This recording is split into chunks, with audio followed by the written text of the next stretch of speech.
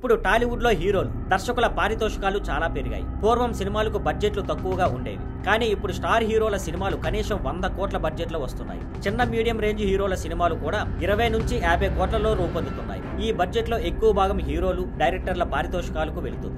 డైరెక్టర్లు ఎంత సంపాదిస్తున్నారంటే, టాలీవుడ్ లో అత్యధిక పారితోషికం తీసుకునే డైరెక్టర్ రాజమౌళి. ఇప్పుడు మహేష్ తో చేస్తున్న సినిమాకు ఆయన హాలీవుడ్ డైరెక్టర్ల స్థాయిలో పారితోషికం పొందుతున్నాడని టాక్ ఉంది. రాజమౌళి తర్వాత సుకుమార్ అత్యధిక పారితోషికం తీసుకుంటున్నాడు. పుష్ప తర్వాత సుకుమార్ రేంజ్ పెరిగింది, భవిష్యత్తులో మరింత పెరుగుతుంది అని అంటున్నారు. సుకుమార్ తర్వాత ఇప్పుడు బోయపాటి శ్రీను పేరు వినిపిస్తుంది. బాలకృష్ణతో తీస్తున్న అఖండ 2కి బోయపాటి దాదాపు 40 కోట్ల పారితోషికం తీసుకుంటున్నాడని టాక్. బోయపాటి 40 కోట్లు తీసుకుంటే బాలకృష్ణ పారితోషికం ఎంత ఉంటుందో ఊహించవచ్చు. బాలకృష్ణ బోయపాటి కాంబోలో వచ్చిన సినిమాలు బ్లాక్ బస్టర్ అవడం వల్లే వీరిద్దరూ ఈ స్థాయి పారితోషికం పొందుతున్నారు. ఇప్పటికే అఖండ 2 షూటింగ్ చివరి దశకు చేరింది. బోయపాటి బాలయ్య కాంబినేషన్ అంటే హిట్ గ్యారెంటీ అని అందరూ నమ్ముతున్నారు. అందుకే ఈ సినిమా ప్రీ రిలీజ్ బిజినెస్ కూడా పెద్దగా జరుగుతోంది.